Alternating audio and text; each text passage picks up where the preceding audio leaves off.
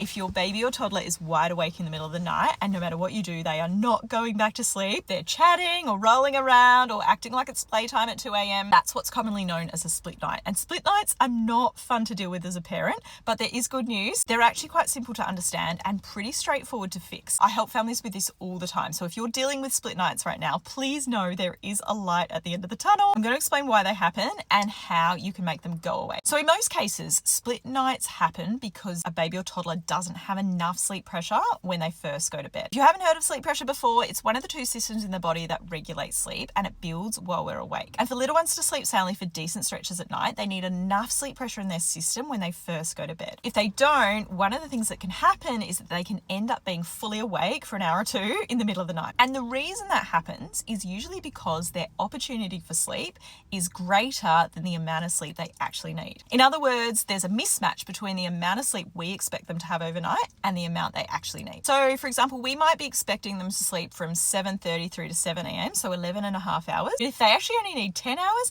they might spend that extra hour and a half awake in the middle of the night. I often explain it to parents like this. I say, imagine if I said you have to go to bed at 8 p.m. tonight and sleep soundly through till 6 a.m. tomorrow morning. It's probably not going to happen, right? Because that's 10 hours and most adults need somewhere between 7 and 9 hours. If you're really sleep deprived right now, you might be able to do it for a night or two as you catch up on sleep, but you couldn't keep doing it. And so if you went to bed at 8 p.m, you'd probably find yourself either struggling to fall asleep, like taking a long time to fall asleep, or waking really early the next morning, or you might find yourself wide awake for a period in the middle of the night. And babies are exactly the same. The key to eliminating split nights is firstly to understand how much sleep your baby actually needs over a 24-hour period and how that's best distributed between day and night. And secondly, making sure there's enough awake time over the day for sleep pressure to build to an adequate level by bedtime each night. And you also want to make sure that their last nap isn't too long or too late, because sometimes that can interfere with sleep pressure build up in the lead up to bedtime as well. Every baby's different, so this is going to look different for every baby, even babies of the same age. It's about finding out what's right for your individual baby. And I have a really good example I want to share with you of a family I worked with just last week whose almost 5-month-old baby had been having split nights for a while. And with just a few adjustments, we've been able to get them to a place where they're just having one wake overnight. They've even slept through the night a couple of times. I'll do another video on it and I'll post it in the comments. So if you're having split nights at the moment, make sure you hit save so you can come back and watch it.